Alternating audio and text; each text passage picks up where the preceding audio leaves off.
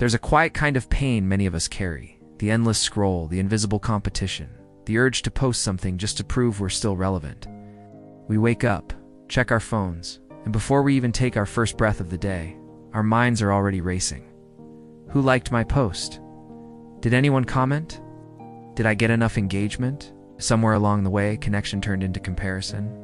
What used to be a way to share joy has become a silent thief of peace. In Japan, there's a word for this feeling, kokoro no kaza, which means a cold of the heart. It's what happens when the spirit grows weary and the mind loses its balance. Many Japanese people believe that just as the body needs rest, the heart also needs silence. In a world filled with constant noise, that silence is becoming rare, and yet it's the very thing our souls are begging for. The Japanese secret begins, not with more doing, but with gentle unbecoming, letting go of what no longer serves your heart. The Japanese have a beautiful concept called ma, the pause, the empty space between two things. It's not just about physical emptiness, but emotional stillness.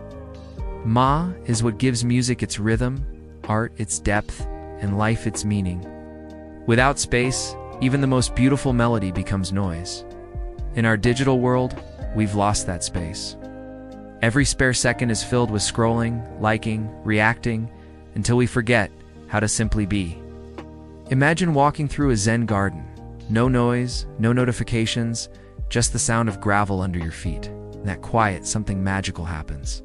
You start hearing your own thoughts again. Start remembering who you were before the world told you who to be. That's Ma, the space where your true self lives. When we create Ma in our daily lives by turning off the phone, walking in nature, or sitting in stillness, we begin to heal the cracks social media has left in our hearts. In that pause, peace returns. Another ancient Japanese philosophy, Wabi Sabi, Chatty, teaches that beauty lives in imperfection and transience. A chipped teacup, a fading flower, a wrinkle around the eyes, all are seen not as flaws, but as marks of life. Contrast that with social media, where filters and perfection dominate our screens. And it's easy to see why so many of us feel not enough. We compare our behind the scenes to someone else's highlight reel and call ourselves failures. But what if our cracks were the most beautiful part of us? Wabi Sabi whispers, "You are enough.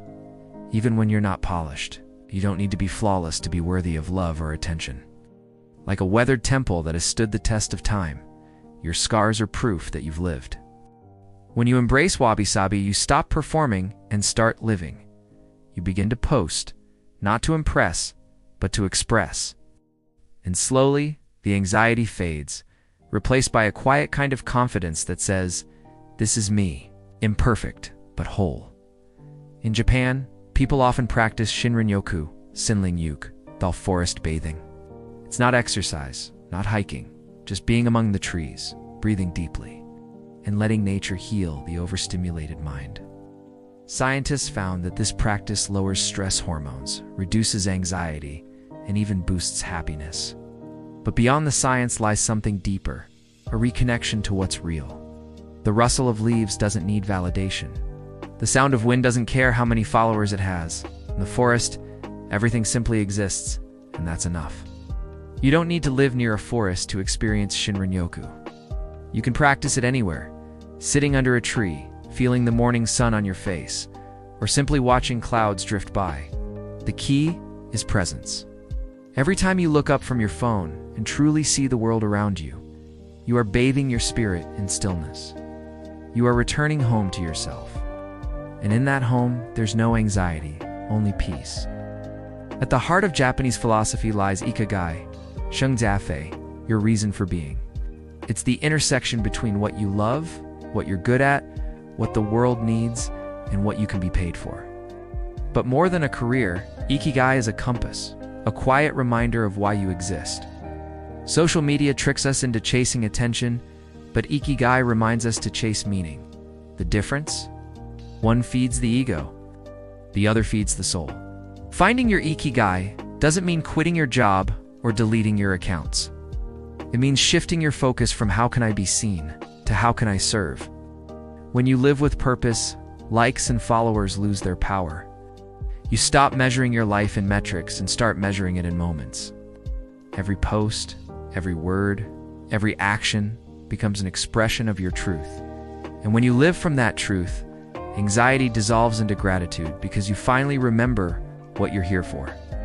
The final Japanese secret is Shisan, Zen, the art of naturalness, of flowing with life instead of forcing it. In a world obsessed with control, Shisan invites us to surrender. To let go of the need to curate, compete, and constantly compare. To trust that life unfolds exactly as it should. Like a river that bends around rocks without resistance, you too can move through life with grace. You don't have to fight the current, just learn to float. When you stop trying to be perfect, you start being real. When you stop chasing validation, you start finding peace. Shizen is about allowing joy, sadness, growth, and stillness to coexist. It's about realizing that your worth isn't determined by screens, but by the quiet love that lives inside you. So, put down your phone, take a deep breath, look around. Life is happening right here, right now. And maybe that's the real secret Japan has been trying to teach us all along. You don't need to escape social media. You just need to return to yourself.